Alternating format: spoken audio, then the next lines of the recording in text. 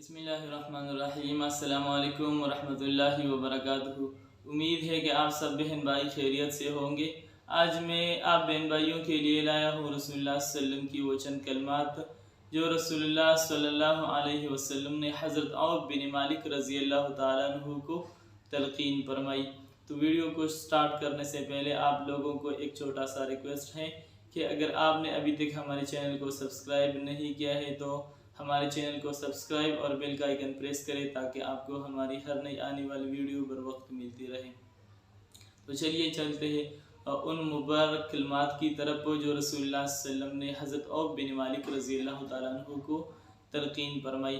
حدیث میں ہے کہ رسول اللہ صلی اللہ علیہ وسلم نے حضرت عوف بن مالک رضی اللہ تعالیٰ عنہ کو تلقین فرمائی کہ اپنے مقاصد کے حصول اور مشکلات سے نجات حاصل کرنے کے لیے یہ کلمات لا حول ولا قوت الا باللہ کثرت سے پڑھ لیا کرے۔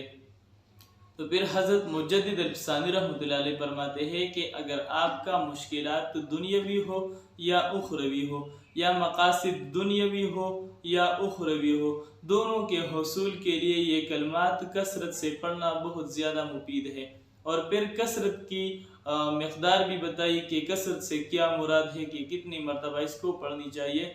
تو حضرت مجدد الفسانی رحمۃ اللہ علیہ نے فرمایا کہ کثرت سے مراد یہ ہے کہ دن میں صرف 500 مرتبہ لا حول ولا قوت الا باللہ یہ پڑھنی چاہیے، اور اس کے اول و آخر میں 100 مرتبہ درود شریف پڑھنی چاہیے، اور اس کے بعد اپنے مقاصد یا مشکلات سے نجات حاصل کرنے کے لیے اللہ تعالیٰ سے دعا کر لینی چاہیے، تو اللہ تعالیٰ اس کی دعا کو ضرور قبول فرمائے گا۔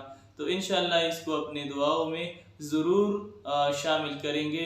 اور یہ تو رسول اللہ صلی اللہ علیہ وسلم کے مبارک کلمات ہے۔ تو رسول اللہ صلی اللہ علیہ وسلم نے جب یہ کلمات اپنے صحابی کو تلقین فرمائی ہے تو یہ انتہائی مفید ہوں گے دعا کی قبولیت کے لیے۔